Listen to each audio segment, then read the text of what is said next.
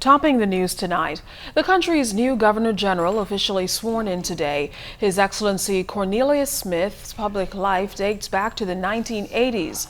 A founding member of the Free National Movement, the former parliamentarian, cabinet minister, and civic patron has now ascended to the country's top office. Altovise Munnings has this report.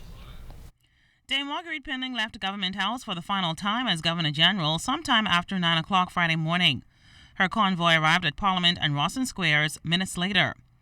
Escorted by the Commissioner of Police and Commodore of the Defense Force and their aides, Dame Marguerite stood on the saluting dais to receive the royal salute. Once the national anthem played, Dame Marguerite inspected the Guard of Honor, which was followed by a 21-gun salute fired by the Royal Bahamas Defense Force artillery. After receiving a bouquet of flowers, Dame Marguerite greeted the Prime Minister, Chief Justice, Secretary to the Cabinet, and law enforcement senior personnel. She then waved goodbye one last time as Governor General.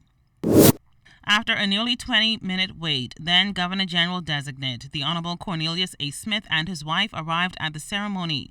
They greeted the receiving line, which included the Prime Minister, and then inspected the Guard of Honor.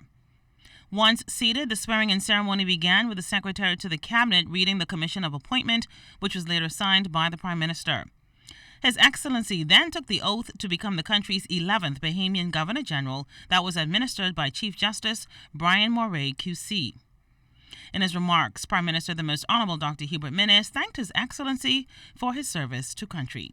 Given your long and distinguished public career, your diplomatic and community service, and your love of country, it was my happy task to recommend to Her Majesty Your Excellency's appointment as Governor General.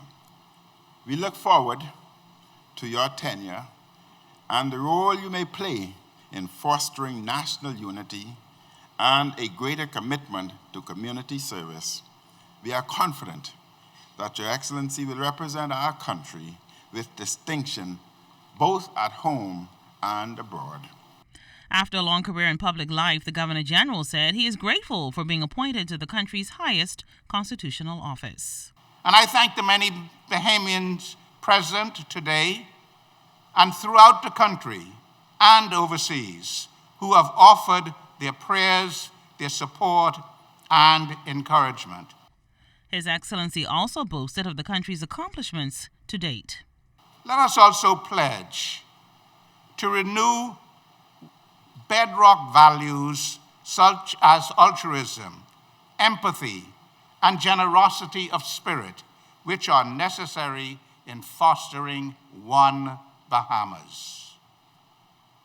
These values, which propelled our foreparents to fight against discrimination and for a more equitable and just society, must be renewed through the practice of volunteerism and public and community service. Immediately after this morning's swearing-in ceremony in Rawson Square, Governor General and his wife came here to Government House to host a special reception with senior government officials, family, and friends. Altovise Munnings, ZNS Network News.